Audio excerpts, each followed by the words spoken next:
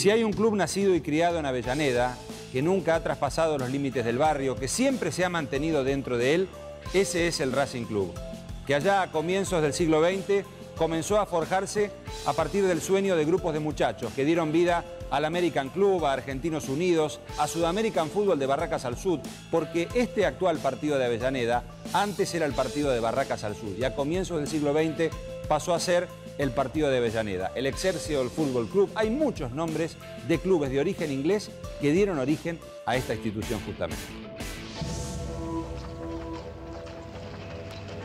Justamente la antigua Avellaneda, creada a finales del siglo XIX, todavía se llamaba Barracas al Sud, y con ese nombre se fundó otro club, el Barracas al Sud Fútbol Club, en 1901.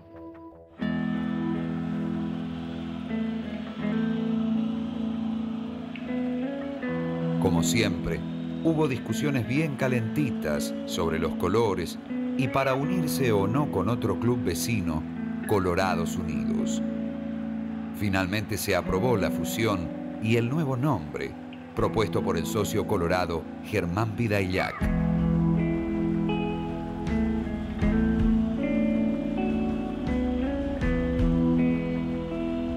Y el nombre surgió de una revista que tenía uno de los socios, Germán Vidaillac, que era de origen francés, y la familia le enviaba publicaciones desde aquel país. La revista tenía en la tapa la frase Racing, ¿no? Y les pareció por demás interesante y aparte un nombre novedoso, y ese nuevo club que formaron aquel 25 de marzo de 1903 se llamó Racing Club.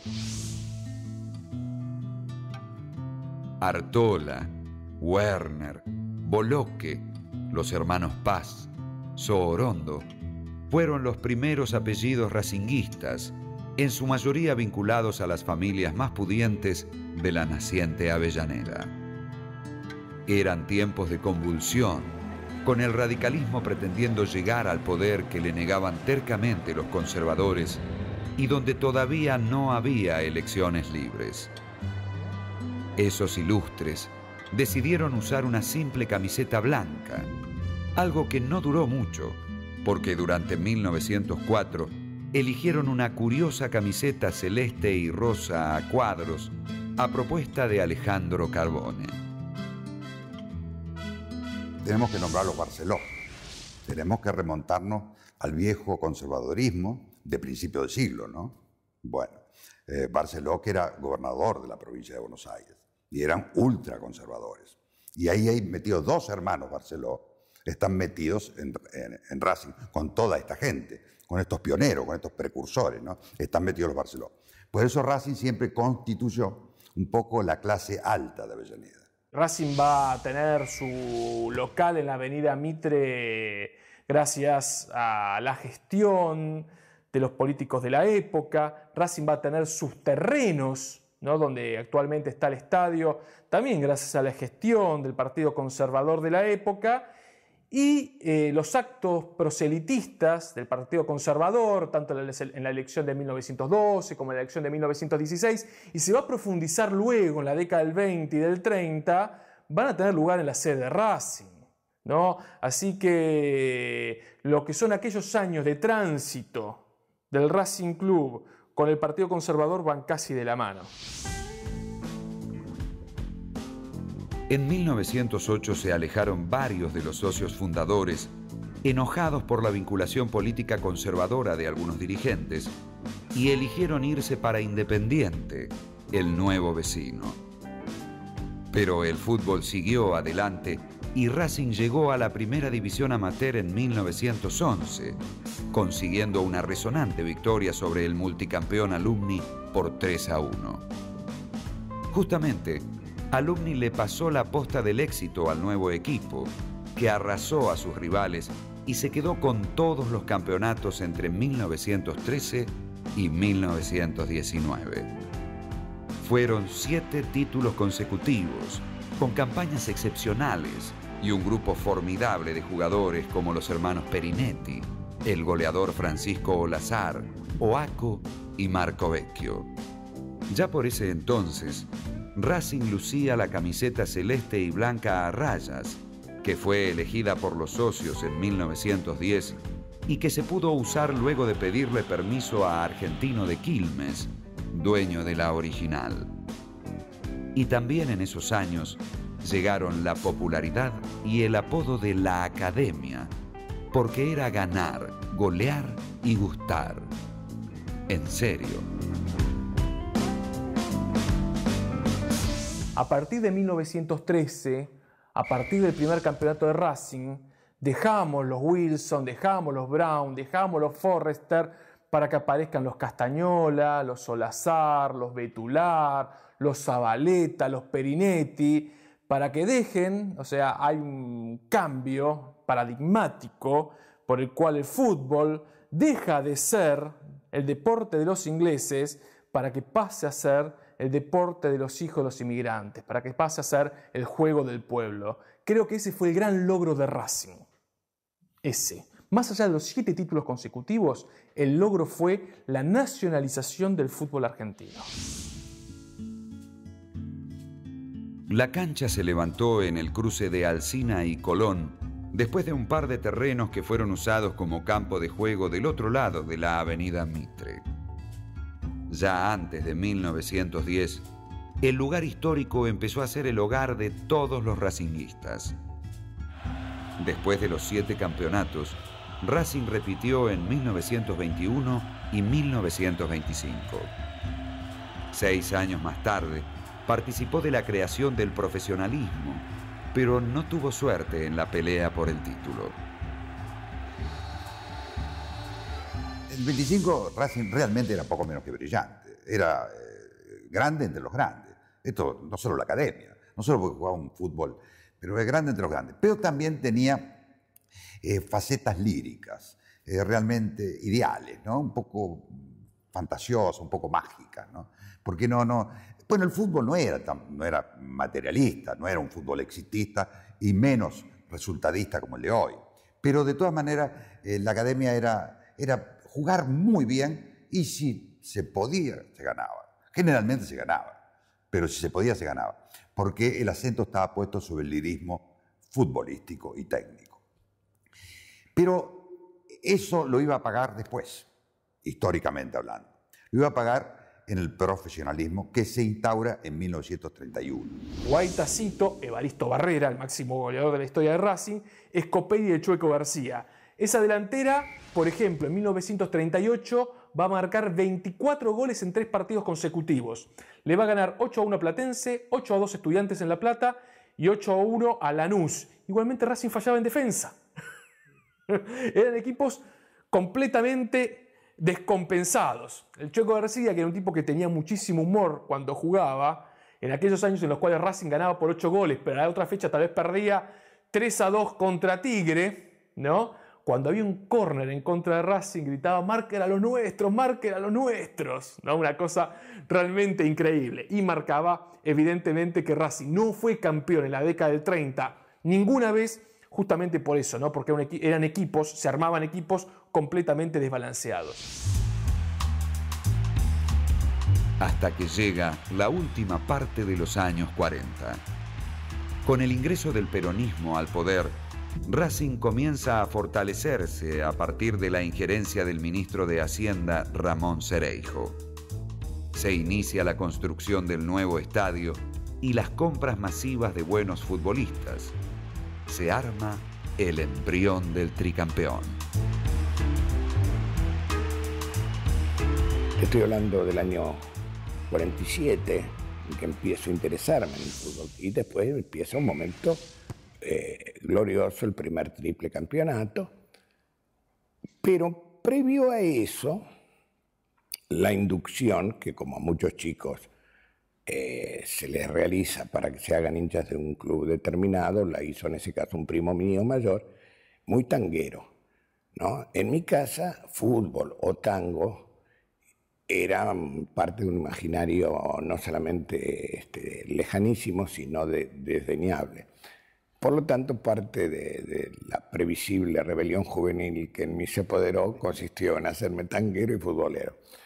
Y este primo me creaba una relación entre fútbol y tango que es muy correcta, porque él me decía que Gardel era de Racing, me mostraba. Yo con los años quise comprar, me enteré de que existía el carnet de Gardel como socio de Racing, y ofrecí una suma muy considerable a un señor muy modesto, que era el poseedor de ese carnet, que no me lo quiso vender. Fue campeón y repitió 2 veces más, de manera consecutiva, en 1950 y en aquellas memorables finales jugadas ante el modesto Banfield, que le permitió ser tricampeón tras el golazo de Mario Boyé. Ese equipo entre 1948 y 1951 tuvo algunos jugadores notables, surgidos en Huracán, por ejemplo, como Norberto Tucho Méndez y Yamil Simes. Un arquero que había brillado en Lanús, pero había salido de River, como Antonio Rodríguez. Un centro delantero cuyo origen fue Rosario Central, como Rubén Bravo. Más otros jugadores muy importantes le dieron forma, fisonomía, a un cuadro que ganó 3 campeonatos y que construyó, más allá de la emotiva final con el humilde Banfield en 1951, una superioridad inapelable. Ese fue el momento de Racing en los primeros años del profesionalismo. Ese tricampeonato que no le impidió, en el medio de los títulos, en septiembre de 1950, inaugurar este estadio, el Estadio Presidente Perón. El que le dio mucha emoción a Racing fue el doctor Sareijo. Le dio a los jugadores, también se enojaba con los jugadores, venía, entraba a los vestuarios y se enojaba. Porque él no había pateado cuando estaba a patear. Pero era porque él era hincha, como sos vos de hincha de un club. Y a vos te gusta que tu club gane. Y él quería que ganara. Pero si él ganaba, el tipo más feliz de la vida. Él quería Racing. Mira, empezaba a traer pepino o cualquier cosa, pero Racing era el primer lugar. Era un hombre hincha de Racing. Verdadero hincha de Racing. Y ahí salimos todos nosotros, Domínguez, Ameal, que Ameal jugó conmigo casi 2 campeonatos y medio. Manuel Ameal. Y Cupito también jugó. Después vino Boyé también, todo. Pero yo primero, el primer equipo que yo jugué no jugaba, no estaba Boyé todavía, estaba Salvini, Juan Carlos, buen jugador. Las 2 finales de desempate contra Banfield provocaron conmoción en el fútbol argentino. Los hinchas de la academia quedaron solos en el aliento contra todos los demás, que querían que ganara el taladro. Nosotros cuando entramos, Boca y River las banderas, Gimnasia y Estudiantes, Banfield y Lanús, todos gritando por Banfield, todos contra nosotros. Entonces nosotros lo dijimos, muchachos, el frac lo dejamos en los vestuarios. Hoy nos vamos a poner el overall. Hoy tenemos que trabajar el partido. No había un equipo, un club que era a favor de Racing. Yo estaba mirándolo ahí en el estadio de San Lorenzo, ahí en la platea baja que estaba yo y no fui arriba, ahí me quedé. Y estaba mirándolo de ahí y era todo contra Racing. La única que tenía Racing era la hinchada que estaba allá sobre las casas. Después era todo de todos los equipos contra Racing. Fabuloso. Fueron años brillantes, tal es así que antes no se viajaba mucho a Europa. Y Racing, como testimonio, además de lo que yo le dije antes, de ese dinero para que cada uno lo disponga como quisiera, que se podía comprar una casa, nos comunicó que nos regalaban un viaje a Europa. Los años 50 fueron pasando y recién en 1958 la academia pudo gritar un nuevo campeonato. Fue aquel equipo que mostró una delantera contundente y un par de figuras que superaron al resto. El mendocino Pedro Manfredini, que hizo 19 goles. El Loco Corbata, un maestro de la gambeta que rápidamente se convirtió en ídolo de la gente. El experimentado Juan José Pizzuti y el fenomenal cabeceador Rubén Marqués Sosa. Entre los 4, llevaron adelante el peso de convertir los goles para el nuevo Racing campeón. Goleadores éramos los 5. Luego jugó Corbata, yo, Manfredini, Mancilla, Sosi, Belén. Cualquiera de los 5 hacía el gol.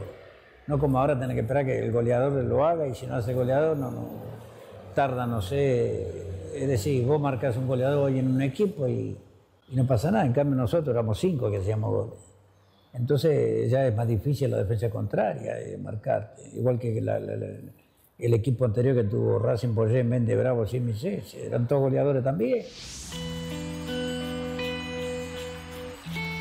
Llegó la quinta vuelta olímpica en 1961, cuando Racing logró quedarse con el campeonato y perpetuar la imagen de un gran equipo, con los aún vigentes Pizzuti y Sosa, más la jerarquía de Federico Sacchi, elevado a la categoría de ídolo por los hinchas académicos. Racing ganó por 7 puntos de ventaja sobre San Lorenzo, demostrando su notable superioridad. Tengo un buen recuerdo, pero sobre todo por la del 61, porque en ese equipo ya jugaba además Sacchi detrás, y Corbata, Pizzuti, Mancilla, Sosa y Belén. Era un espectáculo maravilloso, completísimo. Además eran 5 jugadores, los 5 con manejo, incluyendo Mancilla, que apodado el ropero de manera elemental e injusta, ¿no? Y cualquiera de los cuales hacía goles, además de crear goles para otros. Era un jugador que estaba en la cancha técnicamente bien dotado, no era de media distancia, pero dentro del área y después saltando y cabeceando era único. Y muchos goles hizo de cabeza Rubén Sosa. Y después, claro, se acopló a esa delantera que le dije yo, conmigo, Corbata, todos jugábamos al fútbol. Y entonces cuando vos no tenés uno, tenés 5 que juegan, y todavía atrás estaba Piano, atrás tenía Sacchi. Es decir, que había un equipo que conformó a mucha gente, y hay mucha gente de Racing que le gustó más ese equipo que salió tricampeón. Yo le digo, mire, los gustos son de la gente, del hincha. Yo el equipo tricampeón, todos unos fenómenos, eran toda gente de selección, así que los respeto mucho a todos, y yo alcancé a jugar con ellos también, grandes amigos. Así que cuando vos tenés jugadores de fútbol, se te hace más fácil todo. Avanzaban los años 60 y se iba gestando lentamente aquel equipo que revolucionó toda una época, el llamado equipo de José. Fueron subiendo a primera división futbolistas de las divisiones inferiores. Agustín Mario Cejas, Roberto Perfumo, el Coco Basile, que había llegado de Bahía Blanca, el Panadero Díaz. Se incorporaba un santiagueño goleador como Juan Carlos Cárdenas, la experiencia de otros futbolistas y la sabiduría de un exjugador, campeón con el club, Juan José Pizzuti como entrenador. Ese equipo se fue moldeando en el torneo de 1965 y encontró su punto clave, cúlmine, en 1966. Fue el equipo de José, campeón de punta a punta, postergando una vez más a River, 39 fechas sin perder, y después, en 1967, la cosecha mayor, la Copa Libertadores y la Copa del Mundo o Intercontinental, ganándole en 3 finales al poderoso Celtic de Escocia. El cuadro lo hizo él, es todo un Made in Pizzuti, porque también puso jugadores que no jugaban. Rulli, Yaya Rodríguez no jugaban, venían de Boca. Boca lo había dejado libre, y un tal Ferreira, un paraguayo, jugaba muy bien. Y él los puso, los mantuvo, trajo al Bocha Maschio también. Y yo reaparecí en Racing más o menos los primeros días de abril o a mitad de abril, jugando con Chacarita en la cancha de Chacarita. Así es. El Bocha Maschio fue un jugador excepcional. Para mí, de lo mejor que vi en la posición. Además traía todo el ritmo de Italia, tocaba y seguía, le tenías que pasar la pelota al claro, él la iba a buscar, te marcaba el pase, y jugaba sin mirar. Bocha miraba para allá y la pasaba para allá. Entonces hacía así, pique, la tiraba para allá y todo, le ganaba un tiempo al rival. Yo venía a Racing con la intención de terminar dignamente mi carrera, ¿viste? Yo ya tenía 33 años.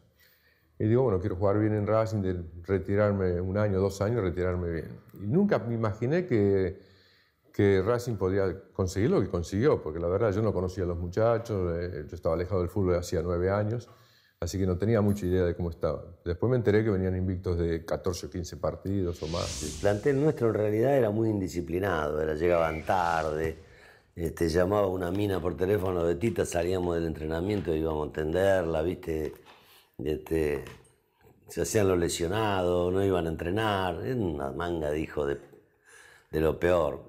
Que después sirvió eso bien canalizado para ganar los títulos. Y Pizzuti entró a dar garrote, pero multa, garrote. Si tenías el pelo largo, tenías que pagar multa. tenías que ir de saco y corbata a la cancha, todos los domingos saco y corbata. Era un grupo de tipos con hambre. Y además un equipo de tipos que jugaban muy bien al fútbol, que eran muy inteligentes. La llegada del Bocha Maggio fue la pincelada final que le faltaba al equipo. Pero además eran tipos ganadores, ¿viste? Eran tipos ganadores.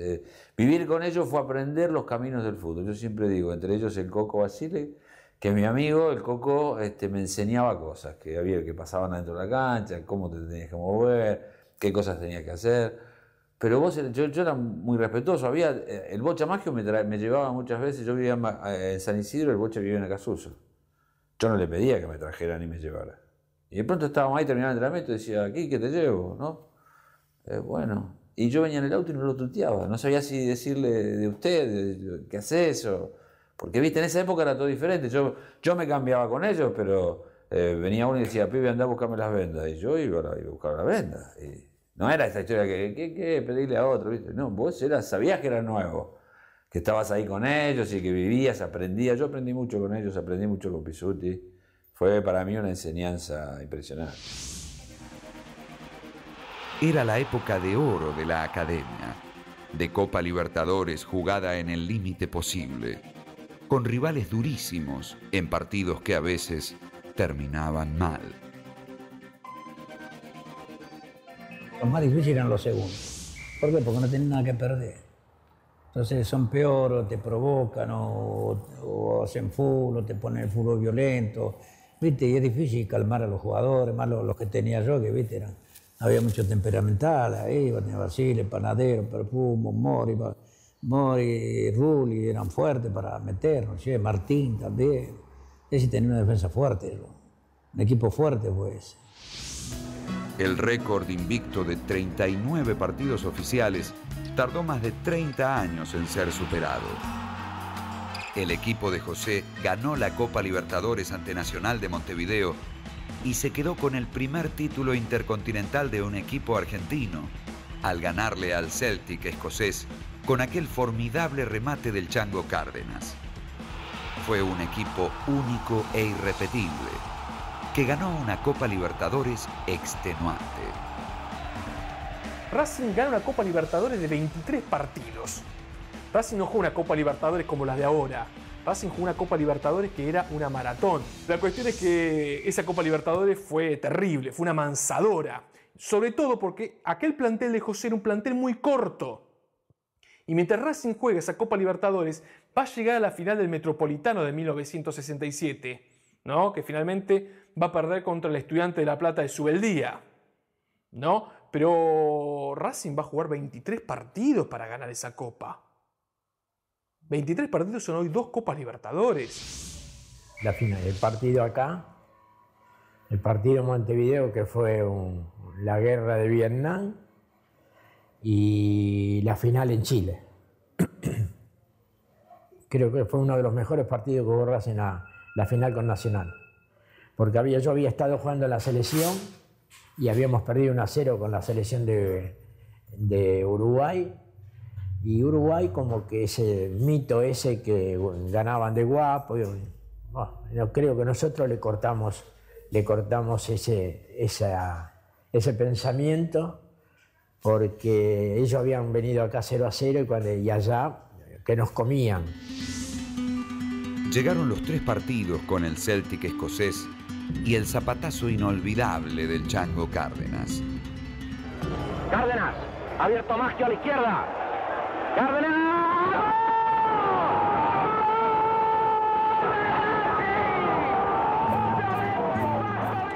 Después, el retorno desde Montevideo y los festejos interminables. Y de atrás yo pensé que le había tirado al diablo. Pero Dios como que una mata la levantó. Y además era lejísimo. Una mata, la pelota va rodando y la levanta. Y entonces el pie entra justo a la pelota y hace así. Y se clava en el ángulo. Se lo habremos hecho patear 26 veces en los entrenamientos sin arquero y no lo hizo nunca. Yo creo que aquel fue un gol de todos, porque nosotros integramos alrededor de 22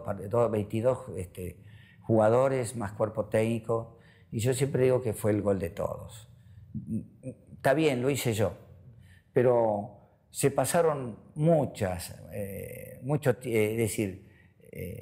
aquel equipo pasó muchos momentos difíciles para llegar a esa instancia. Y a veces, a mí, te decía recién, me hace feliz que me lo comenten, que me lo recuerden, qué sé yo, pero yo quiero recordar a todo, al plantel, a todo el cuerpo técnico, a los dirigentes y en especial al hincha de fútbol, al hincha de Racing. En el micro los dos y yo atrás del micro y él en el primer asiento después del partido. Y yo le digo, Chango, vos no sabes lo que hiciste hoy. Y dice, ¿qué hice? No, digo, dentro de 40 años te van a llamar por teléfono para hacerte acordar este gol.